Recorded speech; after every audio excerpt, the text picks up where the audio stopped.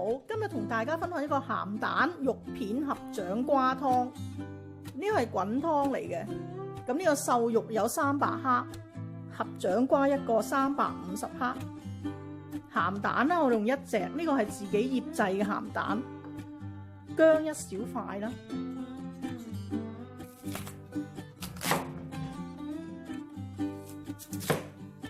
合掌瓜嫩咧係可以唔使去皮嘅，因為嗰啲皮咧係好有益。如果係太老或者你介意佢口感咧，可以去咗啲外皮。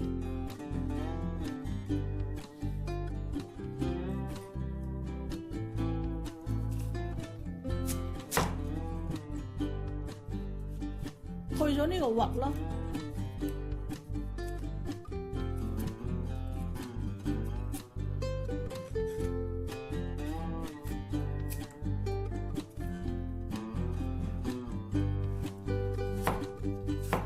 呢個合掌瓜咧，因為我滾湯啊，所以我切片。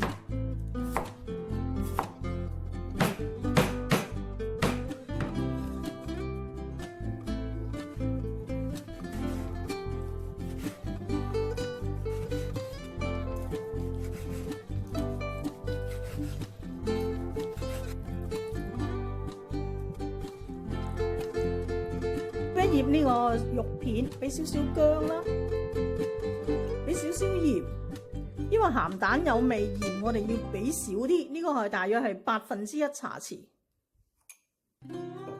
俾少少胡椒粉，些少糖，生粉。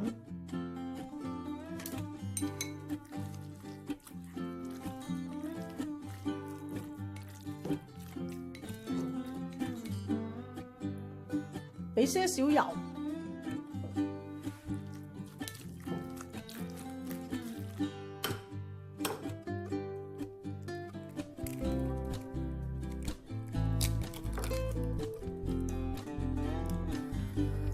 俾一片薑，加我哋嘅合掌瓜落去。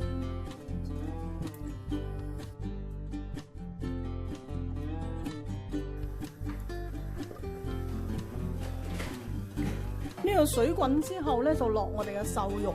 咁如果你想呢個合掌瓜腍一啲咧，你可以煮耐少少先落瘦肉嘅。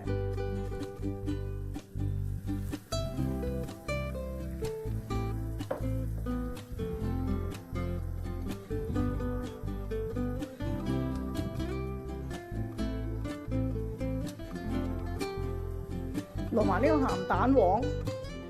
呢個蛋白咧，一陣煮好個湯，差唔多得嘅時候先落。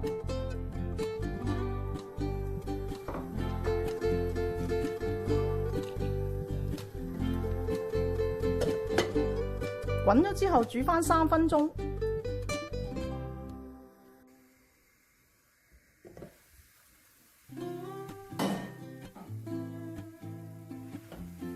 落埋我哋嘅蛋白落去。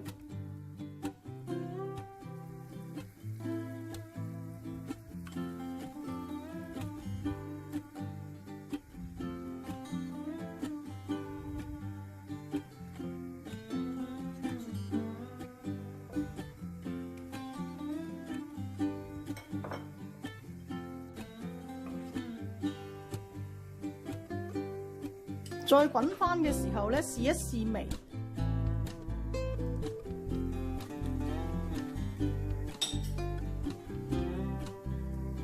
我加返少量嘅鹽。